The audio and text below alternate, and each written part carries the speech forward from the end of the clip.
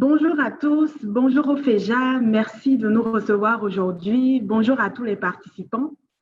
Nous sommes très contents d'être là aujourd'hui pour partager avec vous une passion qui nous anime. Alors, qui nous sommes? Nous sommes Africa Design School. Nous sommes la première école de design en Afrique de l'Ouest. Nous sommes situés à Cotonou et nous formons des designers graphiques et des designers numériques en 3 ans. Alors, le design graphique a rapport à tout ce qui est identité visuelle, pendant que le design numérique a rapport à à donner vie à tout dispositif interactif, aux applications mobiles, aux sites Internet, etc. Donc, notre présence aujourd'hui est liée justement au FEJA, est liée à un workshop sur le game design. Donc, je m'appelle Ketia Ouessou, je suis la chargée de communication et de recrutement d'Africa Design School. Et aujourd'hui, je suis accompagnée de Armand Akrombessi, qui est un game designer béninois et qui sera chargé de conduire ce workshop. Restez jusqu'à la fin et surtout, n'hésitez pas à partager ce workshop à la fin. Merci. Je passe la parole à Armand qui va commencer. Merci, Ketia. Bonjour à tous, je suis Armand Akrombessi, entrepreneur technologique, game designer, intervenant à Africa Design School et nous serons ensemble durant les quelques prochaines minutes. Tous ensemble, nous allons parler d'un aspect du game design.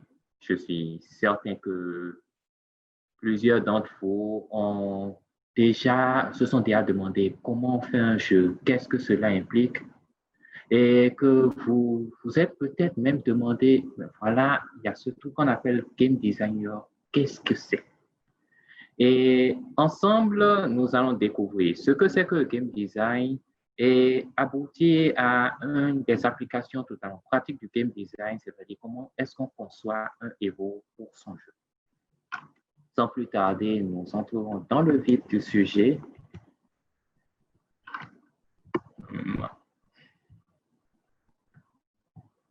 Donc, qu'est-ce que le game design? Tout le monde, il s'agit de tout ce qu'il y a comme technique qui permettent de faire d'un jeu une expérience mémorable. Si vous voulez, ce sont toutes les décisions qui vont nous aider à faire d'un jeu qui serait peut-être pas un jeu qui est génial, un jeu exceptionnel. Ce sera qui sont les ennemis, d'où ils viennent, comment est-ce que le jeu se joue, comment est-ce qu'on l'adapte à la console, comment est-ce qu'on retranscrit ce qu'il y a de plus intéressant à l'intérieur du jeu. Donc, il y a plusieurs rôles qui naturellement entrent en jeu dans la conception des jeux. Nous avons des développeurs, nous avons des graphistes purs, des animateurs. Nous avons également un rôle qui, disons, est au cœur de la profession, au cœur du processus. Et ce rôle, c'est celui qu'on appelle le game designer. Le game designer, vous pouvez le voir d'un certain point de vue comme un architecte. Le terme en français, c'est le concepteur de jeu. C'est la personne qui sera chargée de prendre les plus grosses décisions, les décisions les plus importantes, celles qui feront la différence entre un jeu qui marche et un jeu qui ne marche pas forcément. Donc, entre autres, il devra choisir, il devra nous indiquer ce que nous voulons faire ressentir aux joueurs, ce qui pourrait être les règles du jeu, comment est-ce que nous transmettons l'expérience du jeu aux joueurs, comment est-ce que nous assurons que le jeu soit immersif, que l'univers soit crédible, mais également devoir s'occuper de questions plus pratiques comme comment est-ce qu'on organise le combat de boss qu'il y a quelque part au milieu du jeu, qu'est-ce qu'il y a à l'intérieur du niveau 3, quel est le schéma d'attaque des ennemis, etc. Donc, le game designer prendra toutes ces décisions en collaboration avec le reste de l'équipe Il sera réellement au cœur de l'expérience de comment est-ce qu'on organise un jeu. Et faire du game design, cela implique pas mal de choses, pas mal d'aspects. C'est un processus que nous ne pourrons pas explorer entièrement durant le cadre de ce séminaire. Mais par contre, nous allons pouvoir nous focaliser sur un aspect bien spécifique. Nous aurons un cas pratique. Supposons que vous devriez créer le héros de votre prochain jeu, que ce soit un studio qui vous l'a demandé en tant que game designer ou que ce soit tout simplement que vous êtes en train de faire un jeu avec une équipe d'amis et que vous voulez produire un héros réellement charismatique, un héros qui intéressera le public. Comment est-ce que nous pourrions le faire? C'est ce qui va nous intéresser actuellement.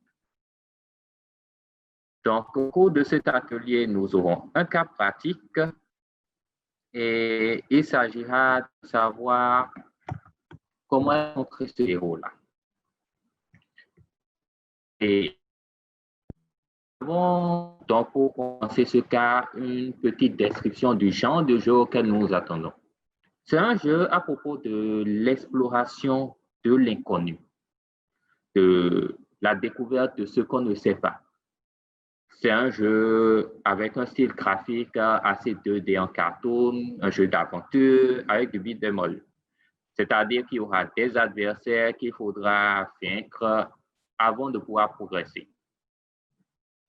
À l'intérieur de ce jeu, nous aurons un personnage adolescent qui explore un monde envahi de toutes parts par les ténèbres, infesté d'esprits mauvais, dans le but de ramener la lumière autour de lui. Nous espérons que le jeu intéressera tous les jeunes Africains, notamment en 18 et 25 ans, qui aiment les jeux, qui aiment jouer sur une console. Et nous voulons faire un jeu qui soit fantastique, mais qui s'inspire des légendes africaines, donc un jeu de afro-fantasy. Pour cela, nous avons besoin d'un héros auquel le joueur pourra s'identifier, que le joueur contrôlera tout le long de l'aventure. Mais souvent, lorsqu'on parle de héros, on se demande par où commencer. Parce qu'il ne faut pas oublier un héros très complexe. Il faut savoir à quoi il ressemble, d'où il vient, où est-ce qu'il va, sa personnalité, ses réactions, ce qui l'intéresse dans la vie. Il faut également savoir comment est-ce qu'il se joue, quelle est la sensation que le joueur doit avoir lorsqu'il contrôle le héros à la manette, qu'est-ce que le héros peut faire, qu'est-ce qu'il ne peut pas faire, quels sont ses pouvoirs, et ainsi de suite. En fait, lorsque vous êtes face à un héros, il y a une multitude de dimensions vers lesquelles vous pouvez être amené. Et de toutes ces dimensions, il y en a une qui est réellement cruciale parce que c'est sur elle que tout le reste va se construire. Lorsqu'on veut construire un héros, lorsqu'on veut construire un personnage de fiction d'ailleurs, et c'est aussi valable qu'on soit en train d'écrire un roman, qu'en train de créer un film, qu'en train de faire un jeu, on a besoin de personnages qui sont forts, de personnages qui sont intéressants, de personnages qui captivent le joueur. Et ce qu'il y a de plus important chez ce genre de personnages, c'est leur motivation. Pourquoi est-ce que le personnage de jeu fait ce qu'il fait? Qu'est-ce qui l'amène à vouloir sauver le monde? Qu'est-ce qui l'amène à aller de A et B? Pourquoi est-ce qu'il fait ce que le jeu dit qu'il doit faire? Et vous allez le voir, cette motivation va guider tous les aspects du héros, absolument tous. C'est de cette motivation que nous allons déduire tout le reste, en particulier les actions que le héros va mener au fil du jeu. Donc, comment est-ce qu'on découvre une motivation? Nous pouvons explorer plusieurs motivations pour le héros. Cela pourrait être tout simplement parce qu'il est l'élu. C'est-à-dire que son village l'a choisi, son peuple l'a choisi, il a été envoyé par le royaume et tout cela. Et il n'a pas trop le choix quant à aller dans la nature affronter les ennemis. Mais le souci qu'on pourrait avoir là, c'est qu'on pourrait se retrouver face à un conflit entre ce que veut le personnage, ce que veut notre héros et ce que veut le joueur. Parce que pour le joueur, il est évident que lui veut terminer le jeu, donc il veut affronter des esprits mauvais, les battre, ainsi de suite. Mais par contre, le personnage, lui, pourrait vouloir tout autre chose, il pourrait vouloir revenir à sa vie tranquille, tout simplement. Et on se retrouverait avec un jeu où les deux sont en conflit, ce n'est pas forcément intéressant. D'autant plus que là, nous sommes sur un jeu qui encourage l'exploration, donc nous devons avoir une motivation qui encourage le héros à explorer. Nous aurions donc pu avoir une motivation qui est autour de sauver son peuple. Donc, le héros est naturellement noble et courageux. Il a les moyens d'affronter les adversaires. Donc, il se dit, OK, j'y vais, je vais les sauver. C'est une motivation qui peut tout à fait bien marcher. Ça marcherait en particulier s'il était, par exemple, un prince, un roi ou un soldat d'élite. Donc, c'est une motivation qui peut nous intéresser, tout à fait valide. Cela peut aussi être que le héros veut tout simplement sauver sa peau. C'est-à-dire qu'il est seul, les ténèbres arrivent et il essaie de se débrouiller. C'est une motivation qui marche aussi. Le souci que nous avons avec les deux dernières motivations que nous venons d'explorer, c'est que c'est un souci d'échelle.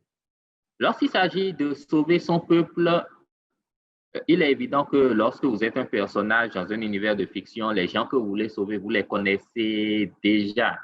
Mais malheureusement, ce qui se passe, c'est que le joueur ne les connaît pas encore. Donc, il va très vite se retrouver dans une situation où le joueur n'a pas eu le temps de créer un lien émotionnel avec les personnes que vous voulez sauver. Donc, c'est une motivation qui risquerait de lui sembler trop faible.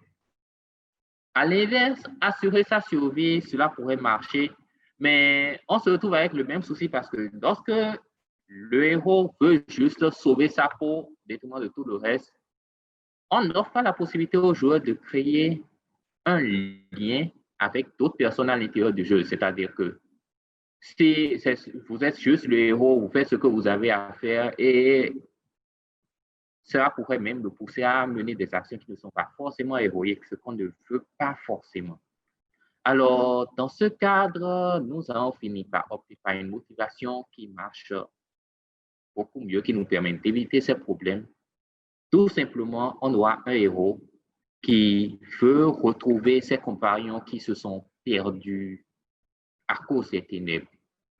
Donc, il parcourt tout le pays, parcourt tout le royaume à la recherche de ces personnes-là qu'il connaît, avec qui il a vécu, avec qui le joueur l'aura peut-être déjà vu lors de la cinématique de début.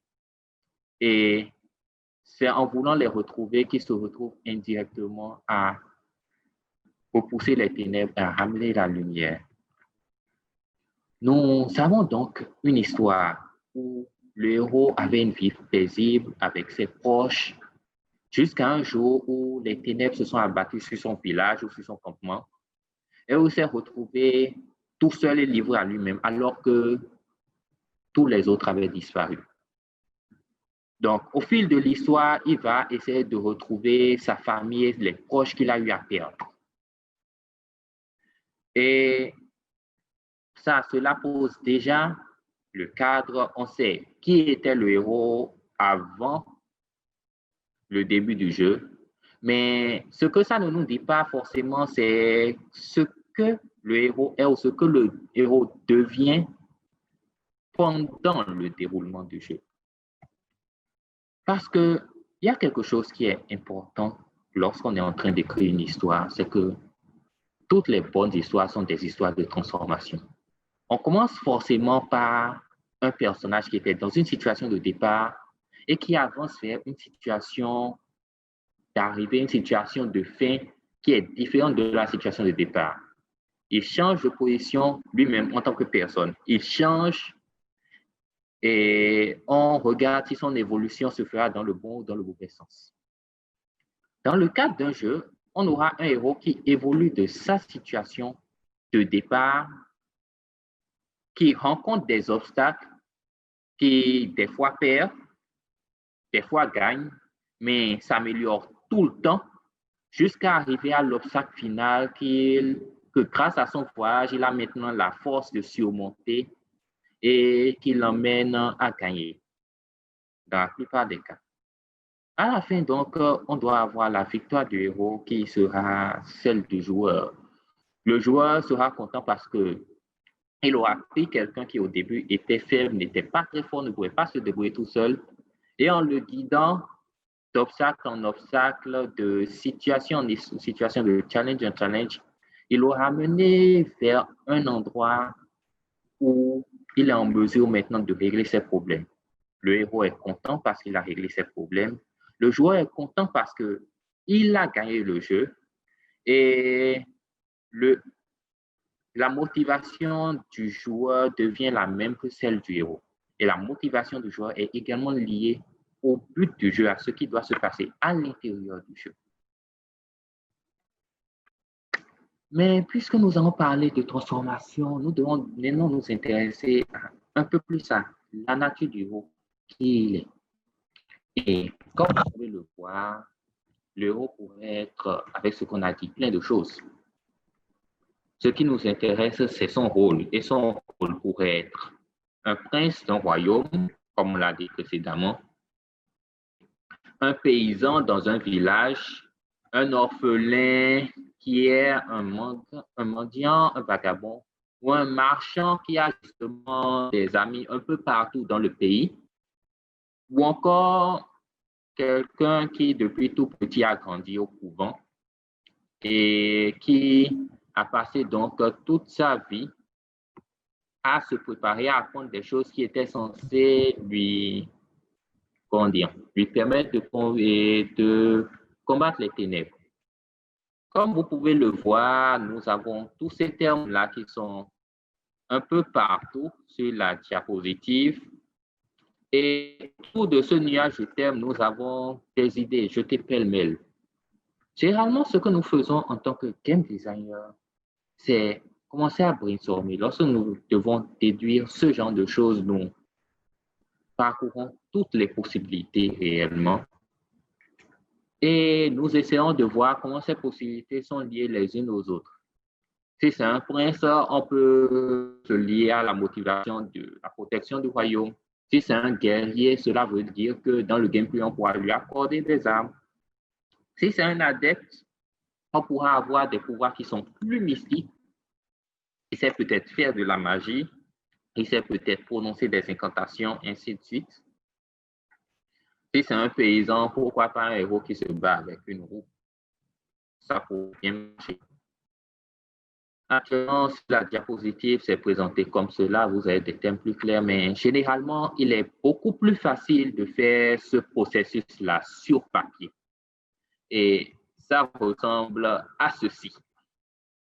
Donc, comme vous pouvez le voir, les thèmes sont écrits pêle-mêle, parés, assurés, et ainsi de suite. Cela permet réellement de marquer toutes les idées très rapidement, sans forcément avoir tapé à faire la mise en forme.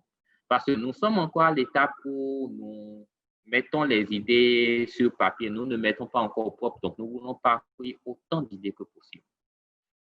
Lorsque vous avez ce tel éventail d'idées, vous pouvez aller vers un rôle en particulier ou même combiner plusieurs rôles.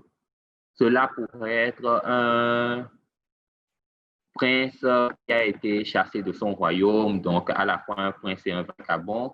Cela pourrait être un guerrier qui avait fait le couvent.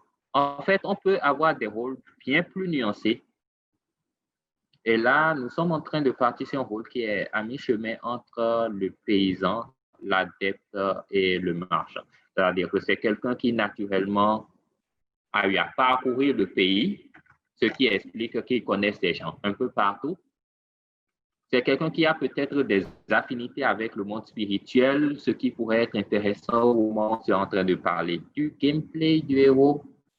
C'est quelqu'un qui est près des classes populaires, comme le paysan. Nous allons partir sur un rôle similaire à cela. Et Une fois que nous sommes renseignés sur le rôle, nous pouvons voir quels sont les différents outils qu'il a. Est-ce que ce sont des tatouages sur son corps? Est-ce qu'il a un sceptre comme le prince?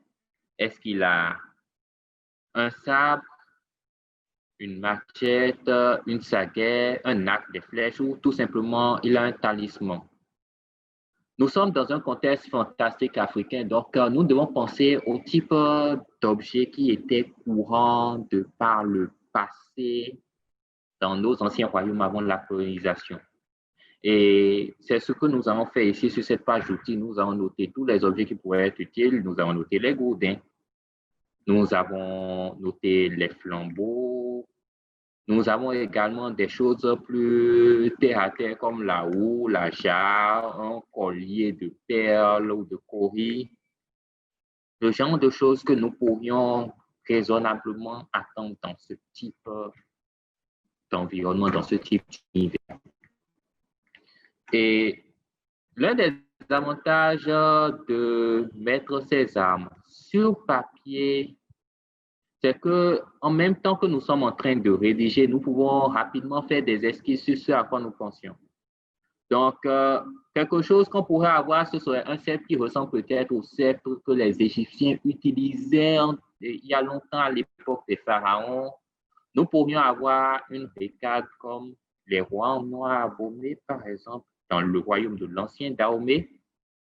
Nous pouvons avoir un collier et faire plusieurs choses. En fait, sur papier, vous avez réellement la liberté de tenter plusieurs esquisses, plusieurs schémas que vous pourriez ensuite mettre au propre avec l'aide d'un graphiste, par exemple, pour obtenir quelque chose qui soit intéressant. Donc, voilà ce que nous avons en termes d'outils qui pourraient aller aux joueurs et nous allons regarder ce que nous pouvons faire à partir de ces outils. Le point sur lequel nous allons passer maintenant, c'est le gameplay. Comme c'est un terme en anglais, comme c'est un terme qu'on entend souvent, il est de bon temps de définir ce que c'est. Le gameplay, c'est comment le jeu se joue pratiquement. C'est-à-dire, vous avez dit que c'est un jeu d'aventure.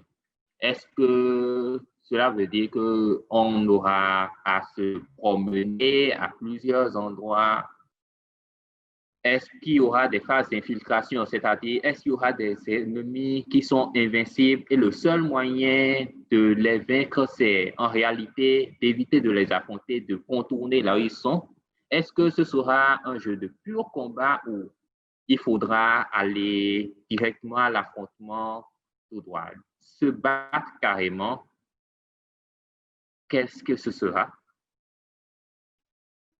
Et comme gameplay, nous avons déjà commencé à proposer des choses. C'est-à-dire que nous savons déjà que notre héros devra parcourir le monde. Donc, ce sera sûrement un monde ouvert où toutes les régions seront accessibles ou presque depuis le début, mais il y en aura certaines qui seront plus dangereuses que d'autres. Donc, il va sûrement commencer en suivant un chemin ou un autre. Et toutes ces régions-là seront menacées par les ténèbres, peut-être de façon différente l'une de l'autre. Donc, à chaque fois qu'il se rendra quelque part, il y aura les ténèbres qui recouvrent cette région ou des esprits mauvais qui apparaissent, qui peuvent enlever des gens, des massacres, prendre le contrôle de la population, ainsi de suite. En fait, plusieurs situations toujours liées à cette menace-là. Et il devra se confronter à chacune de ces situations l'une après l'autre. Et au fil de ses voyages, au fil des situations qu'il affronte, il va finir par acquérir plusieurs capacités qui vont lui permettre de devenir plus efficace, qui vont permettre aux joueurs de sentir que oui, bon voilà, je progresse, je deviens plus bon à ce jeu, mon personnage devient plus fort. Au début, peut-être ce sera un personnage qui sera obligé de fuir, de se cacher à chaque fois qu'un esprit passera parce que sinon, il n'est pas en mesure de rencontrer. Mais au fil du temps, on lui fournira des outils pour qu'il arrive à les combattre, pour qu'il arrive à les vaincre, pour qu'il arrive peut-être à utiliser leurs capacités et ainsi de suite. Donc, nous allons penser toujours en nous référant aux éléments plus loin et plutôt à un talisman qui lui permettrait de passer inaperçu au milieu des esprits, une torche pour éloigner les ténèbres, une jarre qui pourrait les enfermer, les brûler, ainsi de suite. Et une fois que nous allons parler de ce genre d'aptitude, nous pouvons également avoir des armes ou quelque chose d'intéressant comme la transe ou la possession. C'est une mécanique intéressante parce que là, on est en train de parler d'un héros qui affronte des esprits.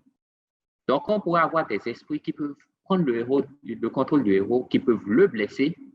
Et là, le joueur devra peut-être appuyer sur des touches ou faire des gestes rapidement pour arriver à garder le contrôle du héros. Sinon, le personnage qui est dans le jeu commencera à faire des choses que le joueur ne veut pas. Le joueur pourrait perdre le contrôle du personnage ou perdre la partie. Après avoir parlé des aptitudes, nous allons parler de l'apparence du héros et à quoi il pourrait ressembler. Encore une fois, nous allons recommencer à faire du brainstorming. Nous allons commencer à juste essayer quelques styles, quelques dessins et tout cela. Le souci que vous constatez avec tous les styles que vous voyez sur cette page actuellement, c'est qu'ils sont tous modernes, ils n'ont pas les traits africains et tout cela. Donc, nous sommes inspirés des vêtements traditionnels, de l'apparence traditionnelle pour proposer d'autres styles. Ceci doit permettre aux joueurs de s'identifier au héros. Donc, nous avons un jeune personnage noir, un adolescent noir. Nous avons essayé quelques styles. Ce que vous avez là, ce sont les 3 premiers que nous avons essayés. Et nous nous sommes rendus compte que ces 3 personnages avaient un souci, c'est qu'ils avaient l'air trop frêles, trop chétifs, d'un côté. Ensuite, avec ces styles, ce qu'on fait généralement en studio, c'est qu'on présente cela à un panel de personnes qui vont juger, des gens qui font partie du public cible, des joueurs potentiels ou d'autres personnes à l'intérieur du studio. Voilà. Et à partir de là, nous améliorons et nous finissons par obtenir ce héros. Et c'est sur ce point que nous allons nous arrêter. Nous avons fini avec les rappels. Essentiellement, nous avons vu quelques-unes des techniques qui nous ont permis de faire de ce jeu une expérience internationale et une expérience intéressante. Et nous l'avons vu à travers le héros, qui est un personnage caractérisé par sa motivation et qui a une motivation qui est forcément liée à ce que le joueur veut faire dans le jeu, qui se transforme au fil du jeu, qui quitte son stade faible, incapable de résoudre ses problèmes pour venir à un stade où il arrive tout seul à sauver le royaume. Alors, prenez déjà ce que nous avons retenu ici, sortez des sentiers battus, expérimentez, et si vous voulez en savoir un peu plus sur comment on fait des jeux, rejoignez-nous à Africa Design School. Merci à tous de nous avoir suivis. Ce workshop vous a plu? N'hésitez pas à regarder notre site internet africadesign.school et à nous contacter au +229 69 59 32 36. N'hésitez pas à retenir +229 69 59 32 36. Merci beaucoup et à bientôt.